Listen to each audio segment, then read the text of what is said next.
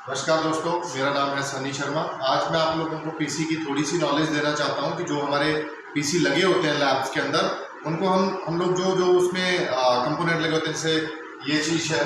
आज मैं इसके बारे में बताऊंगा आपको। ये देखिए, कई लोग इसको जो है मॉनिटर आज की डेट में भी बोलते हैं। तो ये मॉनिटर नहीं होता है, ये होता है TFT, thin film transistor.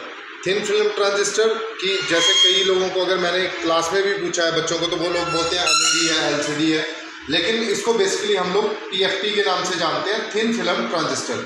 Second बात करते हैं, ये देखिए हमारा ये जो कंपोनेंट लगा होता है, इसको UPS के नाम से जानते हैं, अनइंटरप्टेड पावर सप्लाई, UPS। ये किस काम आता है? देखिए इसका काम क्या है। जैसे मान लीजिए एकदम से सडनली लाइट चली जाती है, तो ये वो बैटरी होती है जिसके अंदर 15 या 20 मिनट का बैकअप होता है, ताकि पीसी एकदम से बंद ना हो जाए। क्योंकि अगर हमारा पीसी एकदम से बंद होता है तो उसमें मैक्सिमम चांसेस रहते हैं उसके कंपोनेंट के ख़राब होने के। तो इस करके हम लोग UPS इंस्टॉल करते हैं अपने कंप्यूटर के अंदर, ताकि लाइट जाने के बाद हमारा कंप्यूटर एकदम से बंद ना हो, वो हम लोग उसको प्रॉपरली शट डाउन करें। तो आई होप कि आप UPS के बारे में भी जान गए होंगे। थर्ड वन बात करते हैं CPU, सेंट्रल प्रोसेसिंग यूनिट। तो मैक्सिमम बच्चे या मैक्सिमम लोग सभी इसके बारे में जानते हैं। CPU क्या होता है? CPU सेंट्रल प्रोसेसिंग यूनिट है, जिसके अंदर हमारा motherboard, hard disk, CD-ROM, other component लगे होते हैं जो कंप्यूटर में काम आने वाले होते हैं। तो मैं इसके बारे में आपको थोड़ा सा, जो इसके बैक साइड के पोर्ट रहते हैं उनके बारे में मैं आपको बताना चाहता हूँ। सबसे ऊपर ये जो आपको पंखा दिख रहा है, ये जो पंखा दिख रहा है, ये इतना सा स्लॉट होता है, तो इसको हम जानते हैं SMPS के नाम से, switch mode power supply. SMPS, switch mode power supply. इसका क्या काम होता है? देखिए, अगर हम इंटरनल से इसको देखने जाएंगे तो ये इतना सा होता है। SMPS का काम है कंप्यूटर के मदरबोर्ड के हर कंपोनेंट को उन्हीं की रिक्वायरमेंट के हिसाब से करंट प्रोवाइड कराना, दैट इज SMPS।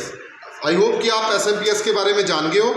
नेक्स्ट आपके ये पोर्ट दिख रहे हैं आपको, इनको बोलते थे पहले PS2 पोर्ट। पुराने टाइम में इनमें कीबोर्ड एंड माउस लगते थे जिनमें पिन्स होती थी। तो ये जो इन पोर्ट को बंद करने का रीज़न यही था कि वो पिनें प्रॉपर लगती नहीं थी। अगर एक भी पिन उसमें से ब्रेक हो गई तो वो कीबोर्ड एंड माउस चलते नहीं थे। तो आज के टाइम में ये पोर्ट यूज़ नहीं होते, बट हमें नॉलेज होनी चाहिए कि ये पोर्ट कौन से हैं। तो इसमें पुराने टाइम में कीबोर्ड एंड माउस लगते थे, PS2 पोर्ट। सेकेंड वन बात करते हैं सीरियल पोर्ट की। तो सीरियल पोर्ट में देखिए, एक है 15 पिन और एक है 15 होल।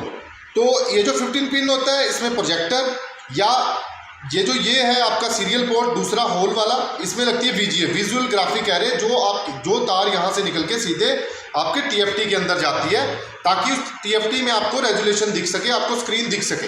तो वो वायर यहाँ से लगती है, जिसका नाम होता है VGA, विजुअल ग्राफिक एरे। इन पोर्ट की बात करते हैं तो ये है आपके USB पोर्ट, जिसमें आप सभी जानते हो पेन ड्राइव्स लगती हैं, कीबोर्ड एंड माउस लगते हैं आज के टाइम के। यूनिवर्सल सीरियल बस के नाम से हम इनको जानते हैं।